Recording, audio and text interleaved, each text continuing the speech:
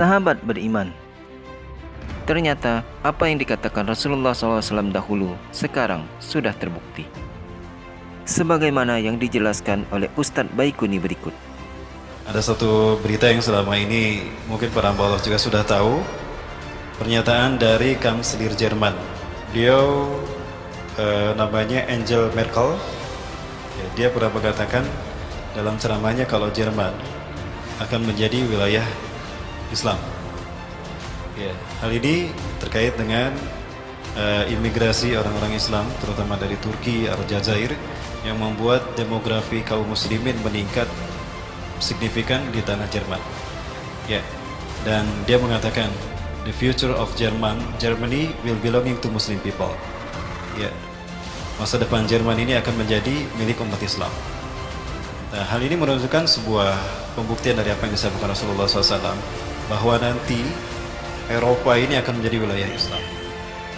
Pada tahun 2005, tepatnya di tanggal 5 Februari 2005, 15 negara mengirimkan badan intelijen mereka ke Langley, ke markas CIA di Langley, Amerika Serikat.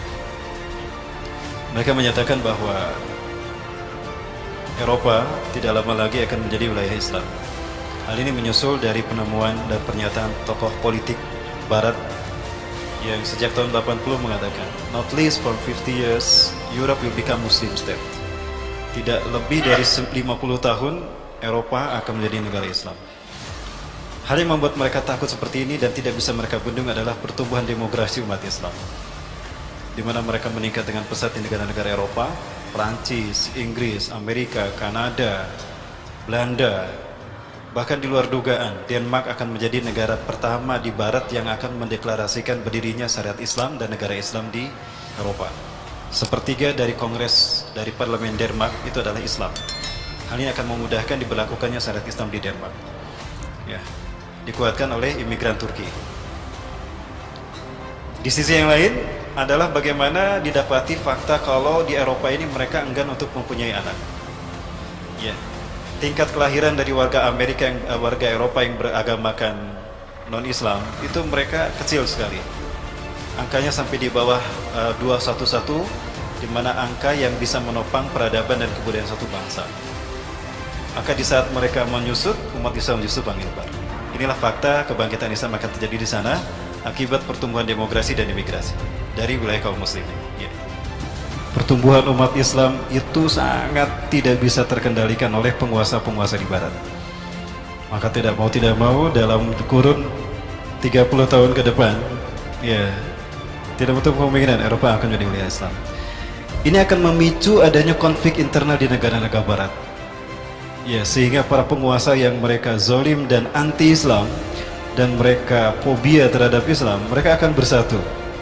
Hal inilah yang akan memicu pada akhirnya terbentuknya 80 persekutuan negara yang mereka akan menyerang pusat kebangkitan Islam nanti. Jadi mereka tidak akan menyerang bangsa-bangsa kaum muslimin yang ada di Eropa. Mereka tidak akan menyerang umat Islam yang ada di Asia terlebih dahulu, tidak. Tapi akan mereka serang adalah pusat kebangkitan Islam nanti. Di mana pusat kebangkitan Islam itu akan terjadi? Rasulullah SAW menyebutkan, Fustatul muslimin yauma malhamatil kubra fi makanin yuqalu lahu Qutah fiha madinatun yuqalu laha Damaskus atau Damaskus. Pusat kekuatan umat Islam nanti, pusat pemerintahan umat Islam di akhir zaman nanti, di perang dunia ketiga sebelum hari kiamat, adalah di sebuah tempat yang bernama Qutah. Dan dia di sana ada sebuah kota yang bernama Damaskus. Ya. Nah, artinya apa?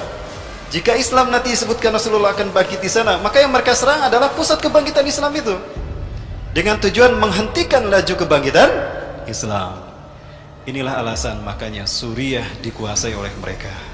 Sadarkah kita Bapak Ibu sekalian, jika ini terjadi, ini merupakan pertanda dari telah dekatnya perang dunia itu. Rasulullah menyebutkan ciri perang dunia itu akan terjadi, malhamatul kubra itu terjadi adalah kiamat tidak akan terjadi, sehingga seburuk-buruk orang Syam, seburuk-buruk orang Suriah akan hijrah ke Irak, dan sebaik-baik orang Irak akan hijrah ke Suriah. Konflik yang terjadi di Suriah akan menyedot orang-orang terbaik dari luar Suriah berkumpul di sana. Dan dia sekaligus akan melempar, akan mengusir orang-orang buruk yang ada di Suriah. Kasus Suriah ini telah menunjukkan pada kita bahwa ini telah terjadi, berarti kita berada di gerbang kiamat. Ada kemungkinan justru kita sedang berada di perang dunia itu sendiri, tapi kita tidak menyadarinya. Inilah langkah-langkah di New World Order. Maka pemicu terjadinya perang dunia ketiga adalah tekanan dari rezim yang zalim kepada kepada rakyat yang mayoritas muslim, kepada umat Islam. Hal ini memicu munculnya resistensi dari rakyat yang beragama Islam menentang mereka. Di saat itu rakyat sadar kalau virus demokrasi ternyata adalah virus yang membahayakan bagi umat Islam, dan dia telah ditunggangi oleh rezim untuk semena-mena menekan dan membantai rakyatnya sendiri. Ini akan menjadi faktor terakhir yang memicu perang dunia ketiga. Sebelumnya saya bahas kenapa Suriah dikuasai secara cepat. Yang dikedepankan bisa siapa saja. Isunya bisa terorisme, isunya bisa ada fraksi-fraksi jihad di sana. Tapi sebetulnya intinya Suriah dihancurkan karena mereka yakin Nabi Isa tidak lama lagi akan turun di Aleppo. Ingat Rasulullah bersabda, "Taqarrabaz zamanu linuzuli Isa bin Maryam fiikum." Sungguh telah dekat turunnya Isa bin Maryam di tengah-tengah kalian. Ya. Telah dekat waktu turunnya Isa bin Maryam di tengah-tengah kalian. Hakaman adlan sebagai hakim yang adil. Wayaksirus soliba, beliau akan menghancurkan salib. Wayaktulul hingzira, beliau akan membunuh babi. Wayadul jizyah, beliau akan menghapuskan pajak. Wayafidul mal hatta la yakbalu ahadun. Harta akan melimpah ruas sehingga tidak ada seorang pun yang menerimanya. Wayanzilu alal manaratil bayda, beliau akan turun di masjid bermenara putih, di mana itu Syarqiyah Damaskus, di Damaskus Timur. Di manakah Damaskus Timur? Aleppo. Jadi satu-satunya alasan yang logis bagi saya, kenapa Aleppo dibantai begitu saja? Karena mereka yakin bahwa Nabi Isa waktu turunnya segera tiba untuk turun di Aleppo. Saat itu umat Islam akan dipimpin oleh Imam Mahdi. Bapak Ibu yang dirahmati Allah, lupakah kita kalau Rasulullah bersabda, kalian, hai kaum muslimin, di bawah pimpinan Imam Mahdi akan memerangi semenanjung Arabia, dan kalian akan menang. Hari ini terbuka lebar, konflik Qatar akan memicu terjadinya perang dengan kita semenanjung Arabia, dan umat Islam akan menang. Artinya Imam Mahdi tidak lama lagi akan muncul. Allah membukakan semenanjung Arabia.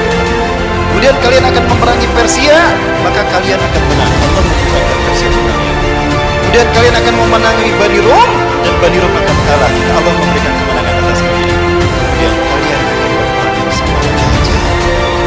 Baiklah, Dajjal tidak akan keluar, melainkan apabila Suriah sudah hancur.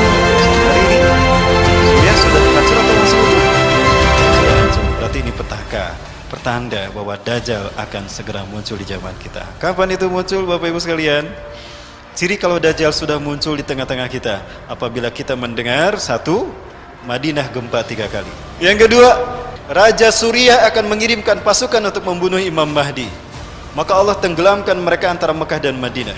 Jika kita mendengar nanti ada pasukan yang dikirim dari Suriah, ditenggelamkan Allah di Baido antara Mekah dan Madinah, itu pertama.